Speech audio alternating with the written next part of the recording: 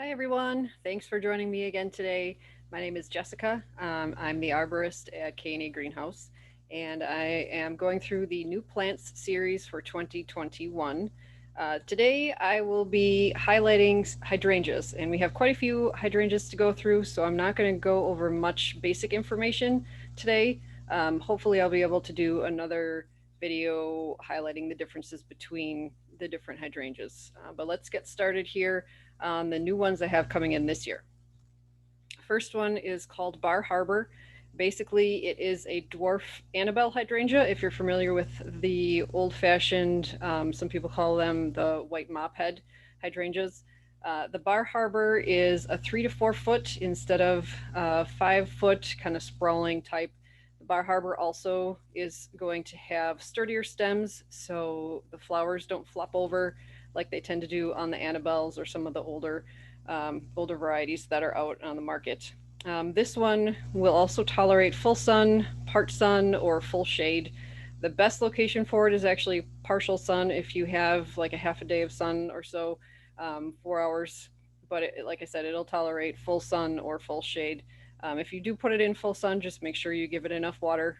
It'll let you know when it's not getting enough water because it'll wilt for you, especially that first year after planting it. This one is hardy to zone 3, so it's plenty hardy here in Wisconsin. Tolerant of all soil types and kind of city areas like pollution, and salt if you wanted to put it by your your front walkway and you end up salting that walkway, that won't hurt the hydrangeas here either. Um, the other note is it's good in containers. So if you're interested in growing any of these in containers, I'll let you know which ones are good for that as well. Hydrangea Cape May is a macrophylla type. It's a lace cap, so you can see the outer flowers are bigger than the ones in the center. It will attract pollinators, not so much hummingbirds, but they do attract a lot of bees, like the sweat bees and flies. Honeybees will come to this plant as well. Um, the the the Cape May is the improvement of one called Twist and Shout that we've carried in the past. I still will have both of those varieties. So if you like the lace caps, these are two options for you. Supposed to be 3 feet tall and 3 feet wide. So again, it's more of a dwarf hydrangea type.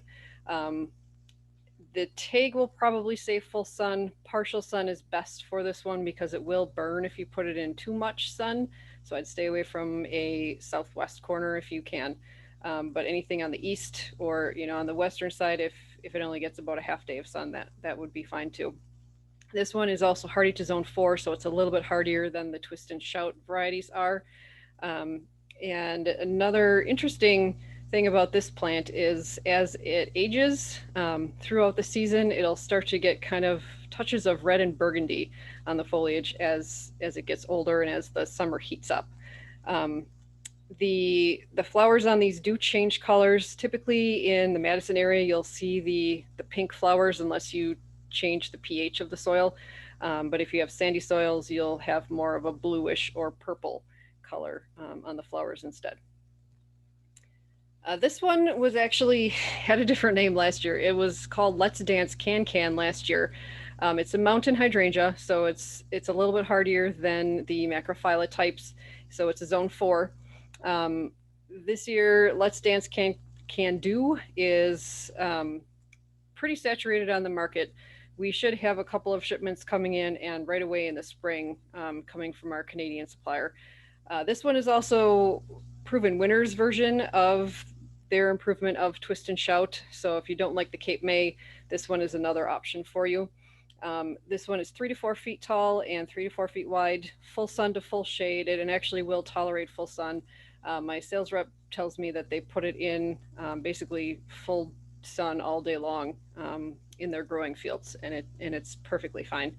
Um, the other thing about this one, it's a little bit better for our zone because the flower buds are all up and down the entire stem instead of just at the tips. So if we do get cold snap, if the buds start to swell and then we get that late April, early May snow or late frost that we sometimes get, and then it kills those tip buds. The flower buds further down on the stem will be a little bit more protected and will still be able to produce flowers. So in theory, this one is better for us in the northern climates for that reason. Hydrangea Newport is another macrophylla that I have coming in. I just really like the color on this one, with the different layers of purple, and then you can kind of see in the background there with kind of a pinkish um, in that basically dried flower head when they're done flowering. This one will change a little bit with soil pH. It'll be more of the pink hues to it in our soils if you have clay soil. It's a lavender blue color if you have more of the sandy acidic soils. 3 to 4 feet wide and 3 to 4 feet tall. Probably in Wisconsin, I would say closer to 3 by 3.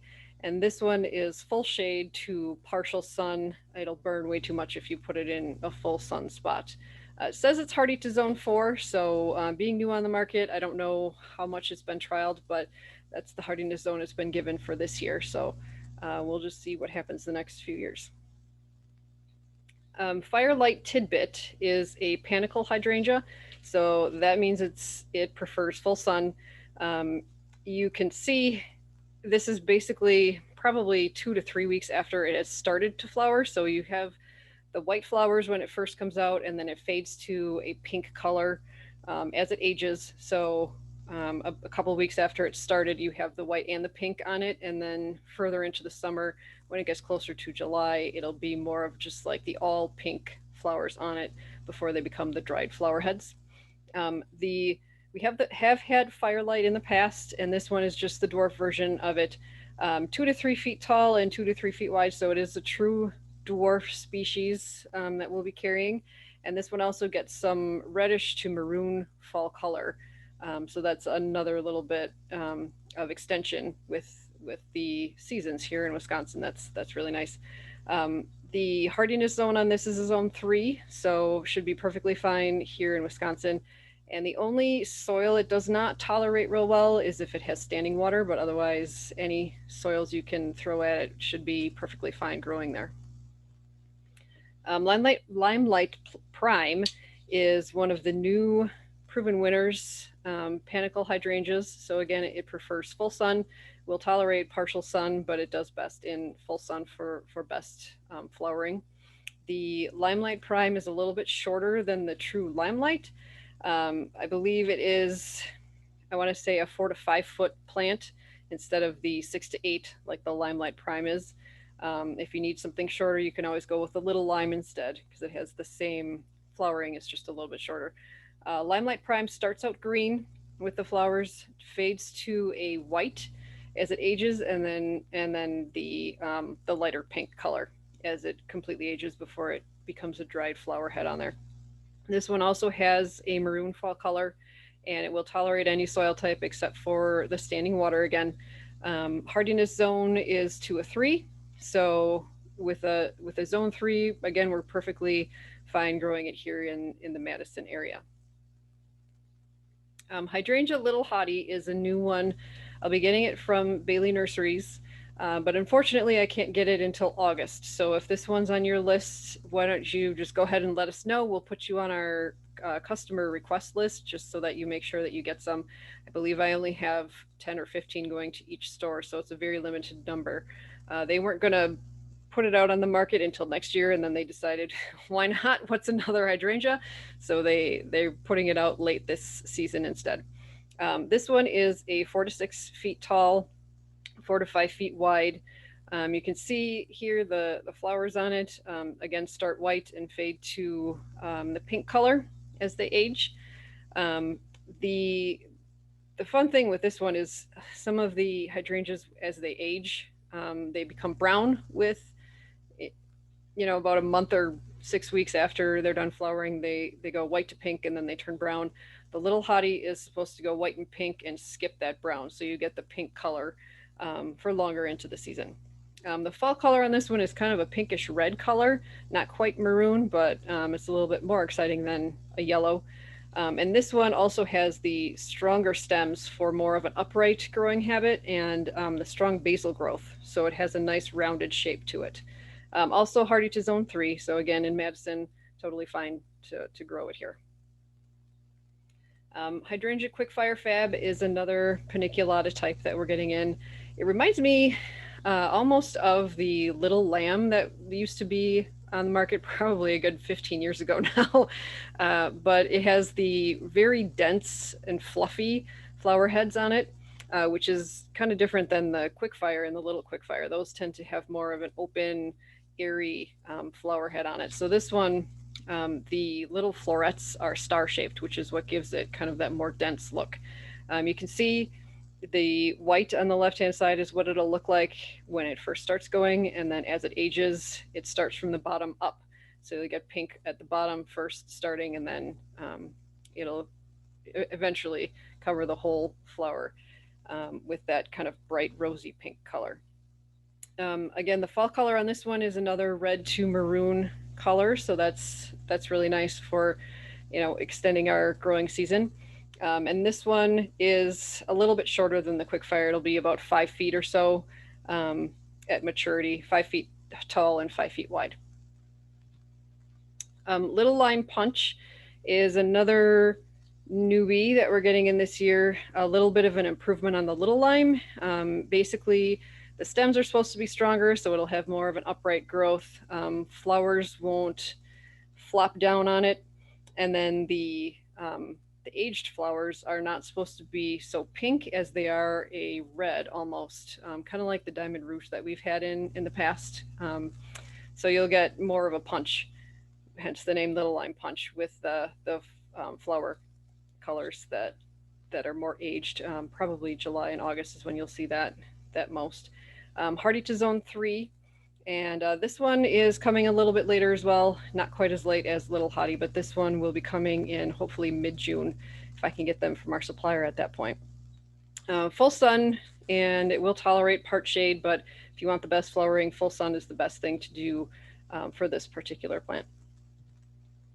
And then I have 2 oak leaf hydrangeas that are new to us. Snow Queen is probably one of the oldest varieties of oak leaf hydrangeas. But the oak leaves are really hard to find this year, partially because so many people wanted them last year when they were gardening, and partially because they take longer to grow and get established, so they can't offer as many on the market as they can with the other hydrangea types. But Snow Queen, we're getting in right away in the spring, and then hopefully again some more in May. The fall color you can see is a red purplish color. Pretty much all through October is when you'll see that. And the flowers come out in mid to late summer, a nice clear, clean white, and then they do fade to kind of a dusty pink with age. These cone-shaped flowers are a little bit longer and skinnier than the panicle hydrangea flowers, just kind of as a note for you in your head. This one is 4 to 5 feet tall and 5 to 6 feet wide. And then as all oak leaf hydrangeas so far that I've seen are hardy to zone 5, so they need a little bit more protection, but so far they seem to be doing pretty well for most of our customers. And then this one is called Burrito. The other name I've seen it advertised as Snowflake as well. The little florets on it are double instead of just a single. So you have, again, more of a fluffier look to it than just that single petal that we had on the Snow Queen. Same fall color with a purple or red. So again, you extend that season because you get a little bit of color after it gets done flowering as well. This one is 4 to 6 feet tall and 4 to 6 feet wide.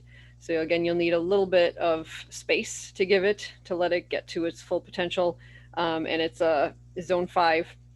So again, a little bit more protection. I wouldn't put it out in the middle of your yard, but if you have other plants around it, or even as a foundation planting, that would work really well for it. And with the oak leaf hydrangeas, those tend to be partial sun. They don't flower as much, and they get kind of leggy if they're in full shade. But if they are put in full sun, they get browning on the leaves and they just don't do as well either. So if you can give it like 4 to 6 hours of sun a day, that's the best spot that you can find for these plants. And then the final hydrangea is the Variegated Miranda. It's a climbing hydrangea, and this one's another one where it will, like the straight green leaf species, it will it has little feet on it, so it can grab onto the brick. Or I actually have some growing up my walnut tree trunks, so it just grips the brick or the tree trunks to grow upward. It's a very slow growing plant though, so don't expect a lot out of it the first, especially first few years. But you'll get the same lace cap flowers on it. Typically late May, early June is when you'll see them flowering, and then the rest of the season it will be the variegated with that chartreuse yellow edge and then the green in the center of it. And this one can actually grow eventually up to 20 to 30 feet tall, so you are going to need a pretty decent sized structure for it to grow up. I wouldn't put it on a lamppost or anything like that because it'll take over that lamppost or trellis pretty quickly. And this one will be about 4 to 6 feet wide. Part sun to full shade is actually best for this one. If you put it in too much sun, it'll revert back and just be a straight green leaf species. So those are all of the new hydrangeas coming in this year. We have a ton of other varieties. Feel free to go to our website and check out our plant lists. They're all listed on the website right now. If you have any questions, you can email us, kandagreenhouse@gmail.com, and I have the phone numbers listed here for both locations. We're hoping to open this year on April 16th, which is a Friday, and hopefully it won't be snowing like it sometimes does in the middle of April for us. So hope to see all of you out in the nursery yard very soon, and keep thinking warm thoughts.